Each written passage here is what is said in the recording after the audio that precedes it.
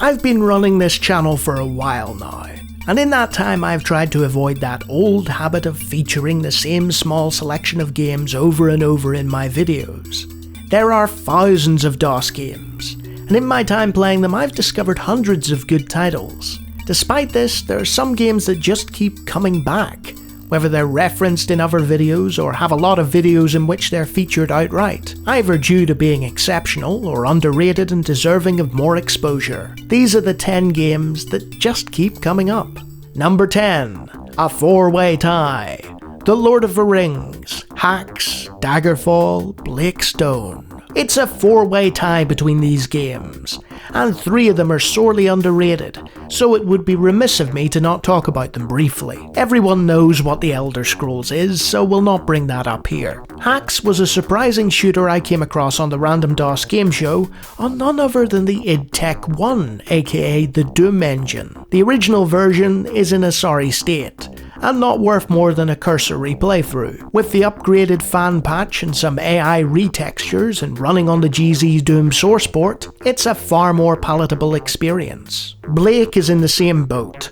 Although he was received well upon arrival, the date of his appearance meant that he was soon swept away by Doom. The B-Stone source port offers more modern creature comforts that replaced the outdated Wolf 3D engine it used to run on. Well worth a look for fans of classic shooters. The Lord of the Rings is consistently rated highly on abandonware sites, but because of its license, the fact that it's part 1 of a 3-part series that only had 2 entries, and the existence of Ultima, it's always going to play second fiddle in the top-down 90s RPG stakes. Some members of the team would go on to make Fallout though, so the legacy of this game isn't too bad. Number 9. Dune.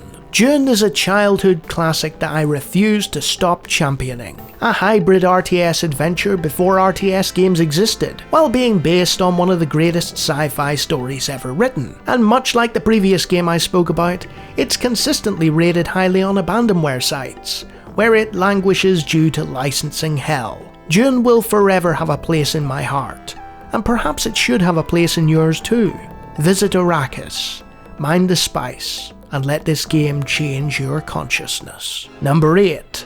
Dark Forces 2, Jedi Knight. LucasArts as a developer were pretty much untouchable throughout the 90s, whether it was their adventure games, space combat sims with Totally games, Star Wars titles, or first-person shooters. Despite their pedigree, I still maintain that Jedi Knight is underrated, living in the shadow of its sequel and some Valve game called Half-Life, and running on an engine that never saw the later refinements and iterations that its competitors enjoyed. It was the perfect blend of what late 90s shooters would bring to the table with their 3D accelerated goodness, merged with the old school style and difficulty of the build engines and id Tech games. You also got to cut people open with lightsabers and use force powers, as one of the biggest badasses in all of gaming. It's a desperate shame that we still haven't had a decent remake or source port. Number 7. Indiana Jones and the Fate of Atlantis. Speaking of LucasArts adventure games and movie tie-ins,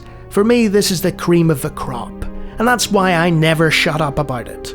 Fate of Atlantis is the best point-and-click adventure game ever released, and also happens to be a game I grew up playing. Fantastic locales, intriguing characters, beautiful pixel art, Nazis to punch, and all the dry wit and banter that you could ask for. Anyone with the slightest interest in the films or the genre needs to play this immediately. Number 6. Fallout New Vegas.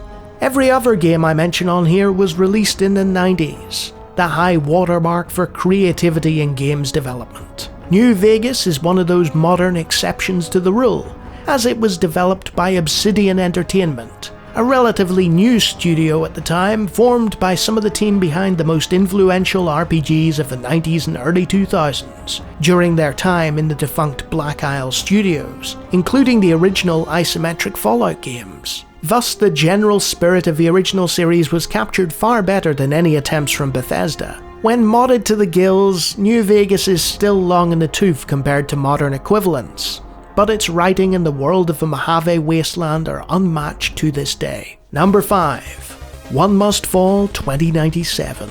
the giant robot fighting game that I can't stop talking about. One Must Fall did everything right, and has a universal appeal to it that a lot of modern titles in the genre cannot match.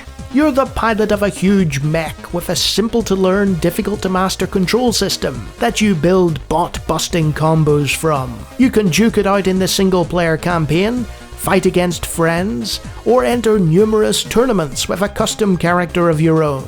I don't really like fighting games, but I love OMF. Number 4. Wolfenstein 3D. When people talk about game genres, they usually highlight a single title that quite often didn't create the genre, but codified so much of what we now take for granted. Wolf 3D is that title for first-person shooters. I extolled the virtues of this shooter come maze puzzler far too often, and as a result I've nothing to add because I'd just be repeating myself. id Software Shooter. Shoot Nazis.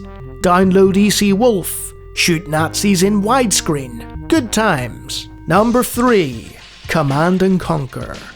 Near this channel's inception, I took some flack for telling fans of Command & Conquer that their beloved RTS game didn't hold up.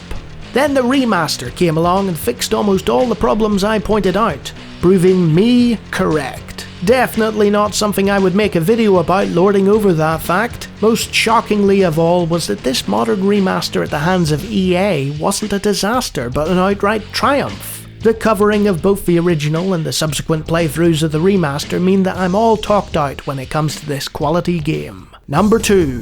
Doom.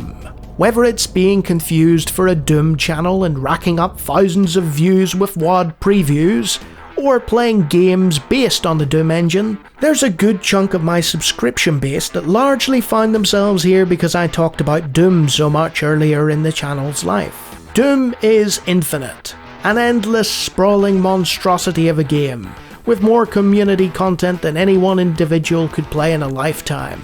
It's the best known and best selling DOS game for a reason, and will be played in one form or another for the rest of time. You have played Doom, right? Number 1.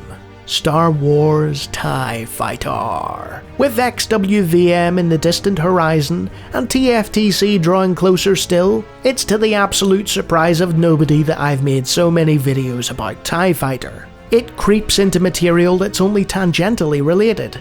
It's ever-present and unsurpassed, even reclaiming its crown from the likes of Free Space 2. When I first made this channel it was to talk about TIE Fighter, and I will continue to do so for however long I can keep this going. I hope you're all ready for the total conversion because it's mind-blowing. And yes, there will be plenty more videos on that as well. The amount of love and care that has been put into this release rivals anything that LucasArts could have done, were they to have revived the series back in 2009. And now I'm going to shut up about TIE Fighter for just a little bit. Until next time.